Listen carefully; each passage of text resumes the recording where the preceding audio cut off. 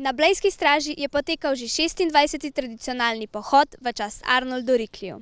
Pohod je več kot le rekreacija, je poklon njegovemu prepričanju. Turizem Bled v sodelovanju z Zdravstvenim domom Bled, Sava hoteli Bled in drugimi partnerji je tudi letos na prvo nedeljo v juliju organiziral tradicionalni Riklijev pohod. Ob 7. zjutraj so se pohodniki zbrali pred hotelom Rikli Balance na Bledu, kjer so izmerili srčni utrip in osebnost sladkorja.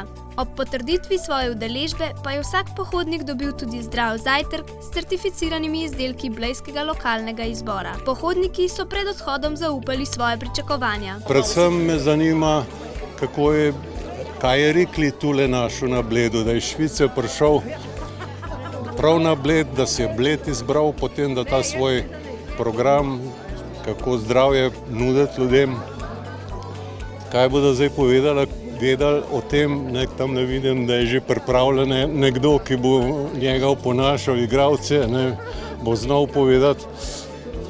Predvsem je bilo zanimivo, seveda, ker so bili takrat čisto drugi časi in zdaj ali je kakšna kontinuiteta, kakšna povezava s tistimi časi, pa danes, ker takrat so menda hodili samo bogati ljudje. Poznamo to Riklijevo zgodbo domačini, vemo, kako je to bilo. Pač mu je svoje začetke, škoda, ker se Bled tega smeri ni držal in šel bolj v ta zdravstveni turizem. Vojko Zavodnik in Leopold Zonik sta obiskovalcem povedala, da je bil Švicar Arnold Rikli prvi, ki je začel z zdravstvenim turizmom na Bledu. Ko je sam zaradi težkega dela v tovarni zbolel, je iskal kraj, kjer bi se lahko pozdravil. Ko je pred več 150 leti našel Bled, se je prav tu odločil ustanoviti naravni zdravilni zavod. Rikli je zdravil ljudi predvsem z naravnimi metodami. Te so na Bledu dane, to se pravi čist zrak, dobra voda, sonce in nenazadnje tudi lepi pogledi. Vedel je, da je človek zdrav takrat, ko je zdrav psihofizično. To se pravi, človek mora tudi nekaj lepega doživeti in ti pogledi na Bledu, v gozd, na otok, na grad so nekaj edinstvenega. V človeku se sproščajo feromoni in ko to enkrat združiš z rekreacijo, z soncem, zrak in vodo, nastane ena skupna vrednota, ki si je reče zdravje. Ob prihodu na Bled se je dr. Leopold Zonik kot mlad zdravnik spoznal z življenjem in delovanjem Arnolda Riklija in to proučeval. On je organizator Riklijevega pohoda. Povedal nam je, kaj se mu pri zdravljenju po Riklijevih načelih zdi najbolj pomembno. Najbolj pomembno je, da to počneš redno. Da to počneš, preden se pojavi bolezen, da razmišljaš preventivno in če živiš tako, da nekaj vlagaš v sebe, v svoje zdravje, potem do bolezni večkrat sploh ne pride. Potem pa je bil kmalu čas, da se pohodniki odpravijo na stražo po Riklijevi trim stezi.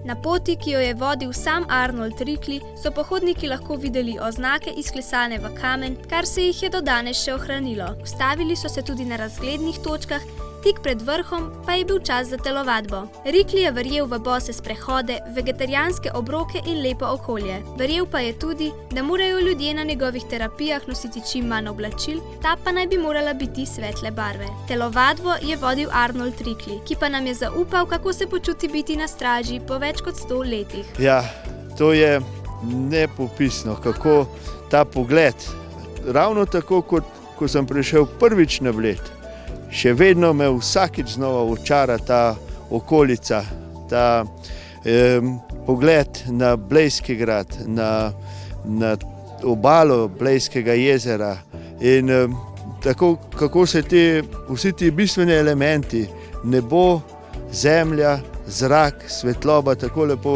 povežejo, da naravnost kličejo vse, ki so potrebni zdravljenja, da pridejo sem in se ga udeležijo. Lik Riklija igra domačin Alojz Ropret iz Bohinjske Bele, ki pa je vsestranski igralec in režiser. Se mu je težko poistovetiti z likom? Na nek način ja, po drugi strani mi je pa v čast.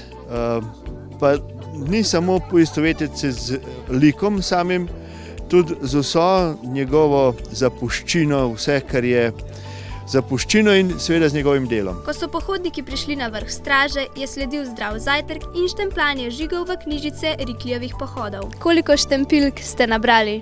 Ja, tokrat bo 24. Tako da je lep dogodek.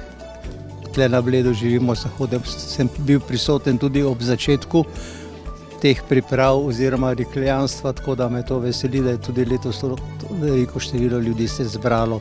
In mislim, da je prav, da turistično gospodarstvo v celoti to prireditev resnično mora še tudi v bodoče podpirati, zato ker je to res en lep dogodek. Sploh pa če je lepo vreme, kot je danes, a ne? Jaz sem danes prvič na tem pohodu, mi je super, marsikaj sem dodatno zvedla, ker sem že vedela, pa se bom še udeležila. Mi je prijetna, tudi družba, dobra atmosfera, vse. Po Riklijevih poteh se je letos sprehodilo več kot 100 pohodnikov. Je bil pa letošnji tradicionalni pohod malo drugačen. Pohodniki so se iz straže odpravili proti mlinom, kjer so si šli ogledati razstavo, ki jo je pripravil Vojko Zavodnik, zbiratelj, domačin in avtor monografije z naslovom Po sledeh Arnolda Riklija. Kdo pa je sploh bil Arnold Riklij? Arnold Riklij je bil eden največjih pionirjev naravnega zdravljenja. On je začetnik atmosferike, se pravi atmosferskega zdravljenja. Morate vedeti, da ko je znameniti Knajp začel šele delati poskuse z vode, je Riklij zdrav kot hidropat že 3 leta. In potem je razvil to atmosferiko, bil je začetnik organiziranega zdraviliškega turizma na Bledu in tudi našel je to knjigo posebno, ko je bil še najstnik pri stricu v Mozarju v Ajdovščini. Tam je bila včasih barvarna Rdeče preje in je našel to knjigo v Mundeju in je to njegovo življenje spremenilo za večno. Danes smo pa tukaj na straži po poteh, certificiramo Riklij Kulm, Riklijev vrh, se pravi, to je svetlobno-zračni park, eden od 5 hrib moških, ki je bil takrat imenovan kot hrib čudežne odzravitve. In lahko si pregledate, kako so se gostje iz Ut odpravili naprej, se tukaj preblekli v kolibah, ki so bile na straži in se potem, ko so zaslužili zajtrk v potu svojega obraza, dobro spočili in vrnili v dolino. Pohod se je letos zaključil na jezerski promenadi, kjer so si vsi udeleženci zaslužili tudi kosilo.